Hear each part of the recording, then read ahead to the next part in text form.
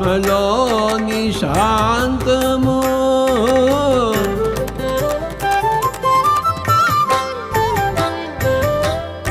ఆత్మలోని అభయము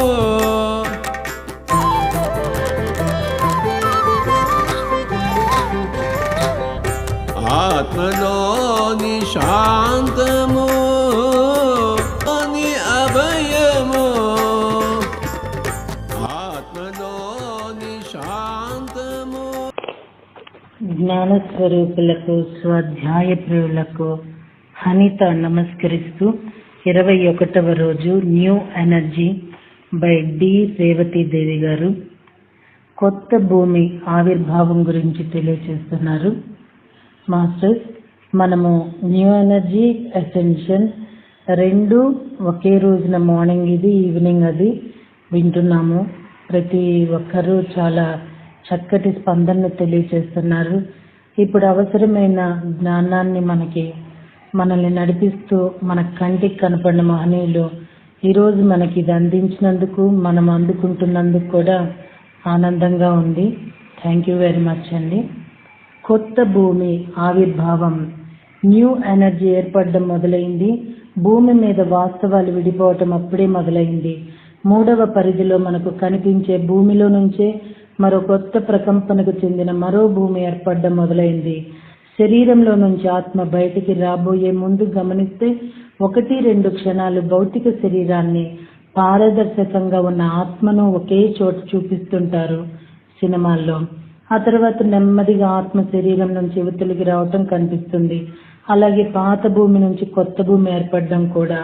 మొదటి దశలో 2 ఒకే చోట ఉంటాయి, కానీ విడివిడిగా ఉంటాయి. ఇలా ఎందుకు ఉంటుందంటే భౌతికమైన భూమి ప్రకంపన వేరు, న్యూ ఎనర్జీతో సృజింపబడుతున్న కొత్త భూమి ప్రకంపన వేరు. ఒకే చోట ఉన్నట్లు కనబడే ఆ 2 ఒకే చోట వేరువేరుగా ఉన్నాయి. కొత్త భూమి పూర్తిగా ఏర్పడినాక అది పాత భూమి నుంచి విడిపోయి దూరం జరుగుతుంది. ఈ కొత్త భూమి ఏర్పడటం అన్నది న్యూ ఎనర్జీ ఫలితమే. పై ప్రకంపన స్థాయిలోకి భూమి ఎదగడానికి మనం అనుమతించగానే ఆ న్యూ ఎనర్జీ రూపుదిద్దుకోవటానికి శ్రీకారం చుట్టినట్లుంటుంది. న్యూ ఎనర్జీ ఏర్పడంతో మానవ చైతన్యంలో కొందరిలో, కొన్ని లక్షల మందిలో మార్పు మొదలవుతుంది. న్యూ ఎనర్జీలోకి నడిచే వాళ్ళు కొందరైతే పాత ఎనర్జీలోనే నిలబడిపోయిన వాళ్ళు కొందరు. 1999లో తీసుకున్న కొలతల్లో ఈ నిర్ణయాలు జరిగాయి. మరో భూమి. ఇప్పుడు పరిస్థితిలో తమాషా మలుపు ఏర్పడింది. తమ ప్రయాణాన్ని కొనసాగించాలని, న్యూ ఎనర్జీలోకి వెళ్లాలని నిశ్చయించుకున్న వారి కోసం కొత్త భూమి ఏర్పడుతుంది. కనుక వాళ్ళ విషయంలో ఇబ్బంది లేదు. పాత ఎనర్జీలోనే ఉండిపోతామని నిర్ణయించుకున్న వాళ్ళు కొంతమంది ఉన్నారు. వాళ్ళు పాత భూమి మీదే ఉండిపోవాలి కదా, కానీ మన ఈ భూమి కూడా పై మెట్టుకు వెళ్తోంది. అంటే పచ్చ జెండా ఊపింది మనమే కదా 1984లో. కనుక ఓల్డ్ ఎనర్జీలోనే ఉండిపోవాలని నిర్ణయించుకున్న వాళ్ళు ఈ భూమి మీద ఉండలేరు. వాళ్ళు ఉండేది 3వ పరిధి. ఆ పరిధి ఈ భూమి మీద ఇక ఉండబోదు. అందుకని పాత ఎనర్జీలో నిలబడిపోయే వాళ్ళ కోసం అచ్చంగా ఇప్పుడు మనం లాంటి 3వ పరిధి భూమిని మరో విశ్వంలో 9వ పరిధిలో విశ్వంలో నిర్మించడం జరిగింది. కనుక ఓల్డ్ ఎనర్జీలో ఉండిపోయే వాళ్ళ కోసం వేరే భూమి రెడీ అయిపోయింది. సో మాస్టర్స్, ఇక్కడ ఒక చిన్నది మనం గమనించుకోవాలండి. ఇప్పుడున్న లాక్డౌన్ పరిస్థితి అయినా, ఒక తుఫాన్ అయినా, ఒక భూకంపం అయినా, ఒక సునామీ అయినా కూడా ప్రకృతి ఇవి ఎందుకు ఏర్పరుస్తుందంటేనండి, పాత ఎనర్జీలో ఉండిపోవాలి అనుకున్న మానవాళి మరి వెళ్ళిపోవాలి కాబట్టి మా 3వ పరిధికి. సో ఇలాంటివి సంభవిస్తూ ఉంటాయి. ఇలాంటివి సంభవించినప్పుడు మనము వ్యాఖ్యానాలు చేయకూడదు, మౌనంగా ఉండాలి. సాధ్యమైతే వాళ్ళు తట్టుకునే శక్తి నీవు భగవంతుడా అని మాత్రమే ప్రార్థించాలి. చాలా విషయాలండి, అనారోగ్యంతో ఉన్నారు, అది ఇది ఏంటంటో అనేస్తాము, కానీ మనం భగవంతుని ఒక్కటే కోరుకోవాలి. వాళ్ళు తట్టుకునే శక్తిని మనం కోరుకున్నప్పుడు మనం వాళ్ళకి ఎంతో మేలు చేసిన వాళ్ళం అవుతాం. మిగతా మనము వ్యాఖ్యానాలు చేసినా, ఆలోచన చేసినా అవి అన్నిటికీ నాన్ పాజిటివ్ ఎఫెక్ట్ ఇస్తూనే ఉంటుంది.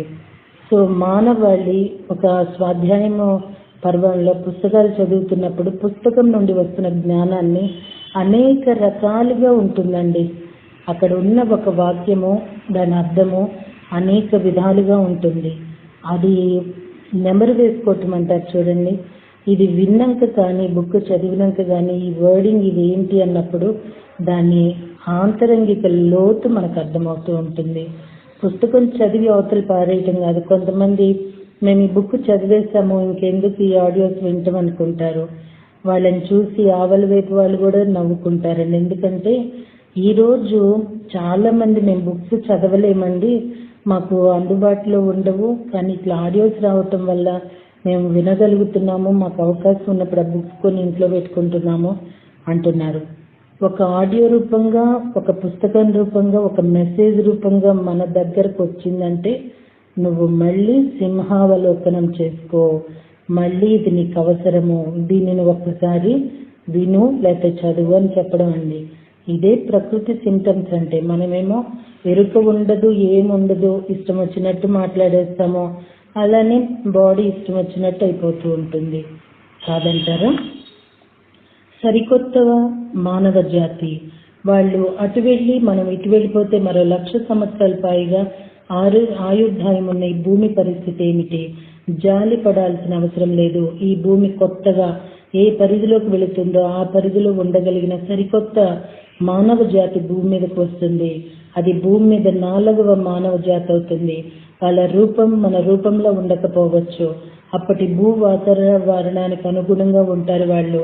ఆ కొత్త మానవ జాతి రాబోయే జీవులను కొందరిని ఆఖరి దశలో ఉన్న ఒక జలమయ గ్రహం నుంచి తెచ్చి ఉన్నారు భూమి మీదకి. ఆ జీవులు ప్రస్తుతం డాల్ఫిన్లు గాను, తిమింగళాలు గాను ఉన్నాయట మన భూమి మీద. మానవులకు దగ్గరగా ఉంటూ మానవులుగా జీవించటం ఎలా అనే విషయాన్ని నేర్చుకుంటున్నాయట. ఇదే వేరే మార్గం నుంచి అందిన సమాచారం. సో మాస్టర్స్, మరి ఇక్కడ చూడండి, డాల్ఫిన్లు, తిమింగళాలు ఇలా ఏ జీవులు ఏ రూపంలో ఉన్నాయో, ఏ అభివృద్ధికి ఉన్నాయో మనకి తెలియదు. తెలియకుండా వాటిని చంపేసి వండుకొని తినటం అనేది మనము సృష్టికి చాలా ద్రోహం చేసిన వాళ్ళం అవుతాం. కాబట్టి శాకాహారమే శ్రేష్ఠాహారం కదండి. ఓకే మాస్టర్స్, మళ్ళా రేపటి రోజున ఈ జ్ఞానానికి కంటిన్యూటీ అందుకుందామా అండి? Thank you very much.